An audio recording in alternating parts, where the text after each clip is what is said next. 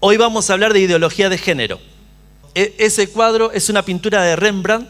Rembrandt es un pintor, uno de los pocos pintores, por lo menos del Renacimiento, que es protestante. Y Rembrandt,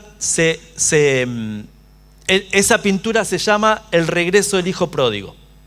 Y Rembrandt, dicen algunos, que él hace un autorretrato y se dibuja su propia cara en el hijo pródigo volviendo al padre. Trabaja mucho las luces, la iluminación, ¿no? Y las sombras, y él decide iluminar el momento en donde el padre recibe al hijo y él se identifica como el hijo pródigo que vuelve a los brazos del padre. Y en el momento en que es recibido, que el padre le cambia la ropa, le cambia la vestidura, lo abraza y lo besa. Y quería que meditemos primero un ratitito en esto para comenzar. Hay un psicólogo que yo conozco y sigo mucho que se llama Juan Varela, que es un psicólogo español y que es teólogo, alguien que respeto mucho, y dice, cuando hablamos de ideología de género tenemos que tener en cuenta dos frentes de batalla. El primero, que es el que más conocemos, es el de defender férreamente nuestros valores. Nosotros tenemos que defender los valores cristianos, lo que nosotros creemos. Tenemos derecho a decir que no estamos de acuerdo con lo que se está haciendo y que no estamos de acuerdo con algunas leyes. Tenemos todo el derecho del mundo como ciudadanos de decirlo. Y tenemos el deber como cristianos de mencionar también que hay cosas que a Dios no le agrada y que a causa de eso el juicio de Dios viene en una ciudad o en una nación, ¿no? A causa de leyes injustas. Pero el segundo frente de batalla es que una cosa es el lobby LGTB, que son los militantes, los que actúan como una secta o como una mafia, con el mismo modus operandi, de la misma manera. Y otra cosa son las personas que tienen atracción al mismo sexo, que no necesariamente o no son gays todavía, pero sí se sienten atraídos, que están con conflicto con eso, que están luchando con eso, que no quieren formar parte del lobby LGTB, que no están de acuerdo con el aborto y que buscan ayuda, ¿sí? Hoy el homosexual no es el que se conocía, por ejemplo, en la década de los 80, cuando o antes inclusive, que era una persona como más pervertida, ¿no? Hoy hay mucha influencia y mucha presión social. Entonces, en los puestos de trabajo, ahora se escucha en las empresas, se escucha que la gente se queja porque algunos se hacen pasar por homosexuales para obtener cargo o ascenso, ¿no? O tienen ademanes más afeminados, más amanerados, porque les conviene, ¿no? O por lo menos les convenía hasta ahora. No sabemos qué va a pasar en diciembre y cómo va a seguir, pero hasta ahora era conveniente. Entonces, hoy el homosexual ya es un homosexual más cultural, no alguien que tenía un deseo que no podía frenar, sino que ya ahora cambió. Y yo tengo pacientes que son cristianos y que están apartados y que tienen deseo y atracción hacia el mismo sexo, pero que están luchando con eso porque no quieren, ¿no? Y pelean y no se sienten bien con eso y no quieren integrar, no quieren caer en la homosexualidad.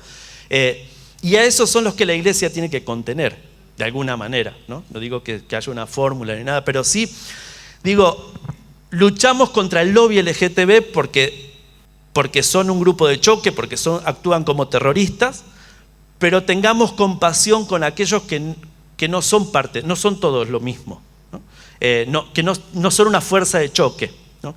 Que no vienen a burlarse de los cristianos. Hay gente que todavía cree en Dios, tiene temor de Dios, pero está luchando con eso también, ¿sí?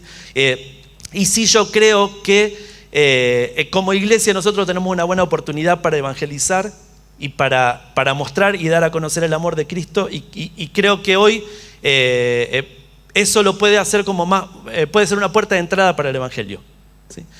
Entonces defendamos con fuerza, vayamos a la batalla, pero también tengamos compasión de aquellos que no están tan aguerridos en eso, ¿sí? Bueno, vamos a ver la próxima. Alguna definición de términos. ¿Qué es ideología? Bueno, la ideología es una ideología es un conjunto de ideas por el cual se ve el mundo. O sea, una persona que forma parte de una ideología ve a través de esa ideología, ve todo el mundo. La ideología de género, nosotros lo llamamos ideología porque es una ideología, así como fue el marxismo, como fue el nazismo, porque ve todo a través de la lente de la ideología de género. En Rosario hace poco pusieron, para renovar el carnet de conductor tenés que hacer un curso de género.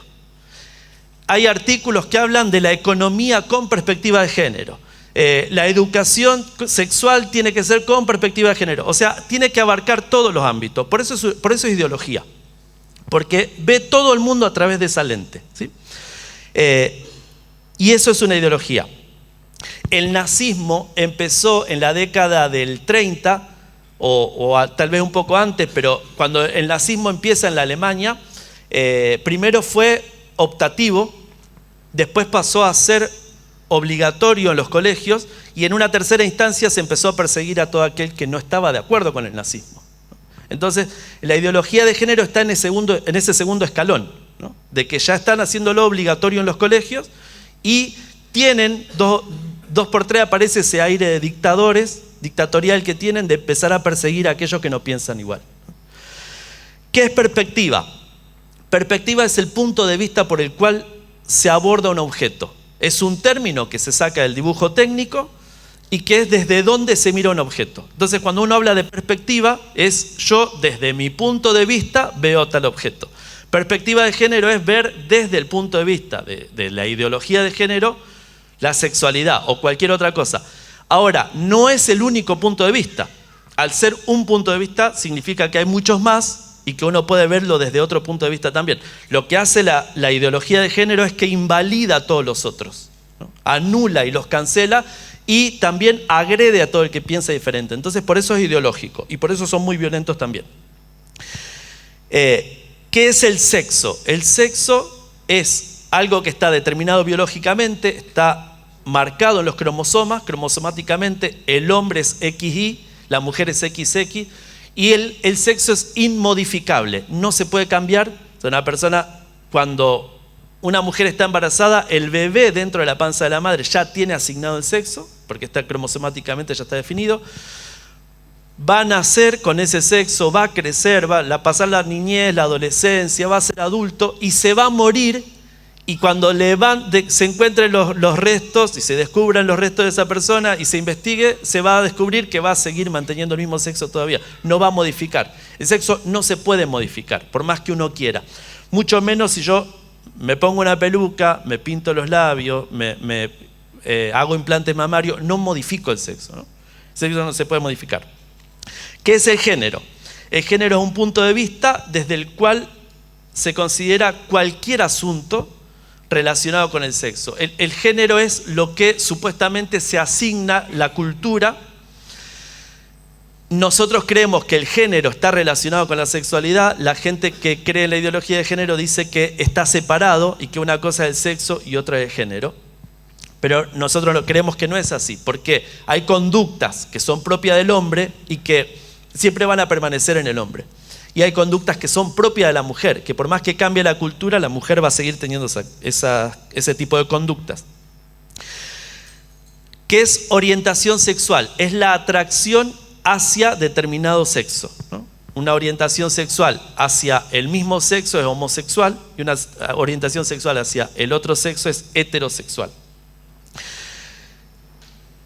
¿Qué es la identidad de género? Bueno, la identidad de género es la forma en que una persona se percibe de determinado género. O sea, alguno puede decir que es mujer, pero se percibe como un hombre y que se percibe, esa es su identidad de género, lo cual creemos que no se puede cambiar. Bueno, ¿qué dice la psicología con respecto a esto? La psicología estableció algo que se llama disforia de género. La disforia de género es cuando alguien tiene alterada la percepción de su género y de su sexo y cree que es de un sexo diferente o de un género diferente al que nació. La disforia de género se puede tratar, se puede curar, se puede trabajar y se puede hacer terapia. Y sí o sí tiene que estar relacionada con el sexo, digamos. Tiene que ver con la sexualidad, con el sexo, con el tipo de sexo con el que nació. La persona transgénero es alguien que quiere transicionar del sexo que tiene hacia el otro sexo sin hacer ningún otro cambio más que un cambio exterior. Y el transexual es el que sí quiere cambiar de sexo, aunque no en todos los casos pase por una cirugía. Ya acá es recontra complicado, porque ¿qué diferencia tiene el transgénero con el transexual? Eso termina siendo lo mismo. Pero ellos quieren que lo llamen así, de esa manera. Ahora, el transexual puede ser alguien que es un hombre vestido de mujer, que dice que es mujer, pero que nunca se operó los genitales y sigue teniendo genitales de hombre. Como Florencia Lavey, por ejemplo, un transexual famoso. Entonces, la transexualidad para la psicología es una enfermedad mental, ¿no? Es un problema. Se puede tratar, se puede trabajar con terapia, pero ahora están intentando prohibirla, ¿no? Jordan Peterson es un psiquiatra, un psicólogo famoso de Canadá, que hoy está siendo perseguido y está siendo investigado por el Colegio Psicólogo de Canadá porque trabaja en las terapias de reconversión o de trabajo de vuelta a volver al sexo que tenía. Todos los pacientes con los que yo trabajé que tenían este problema de disforia de género, yo jamás lo forcé a nada, nunca le impuse nada, y sin embargo todos los que yo tuve dudaban de que ellos querían ser homosexuales. Dudaban de ser homosexuales. Ellos tenían esa tendencia, pero cuando empezaban a trabajar siempre venía de otro lado.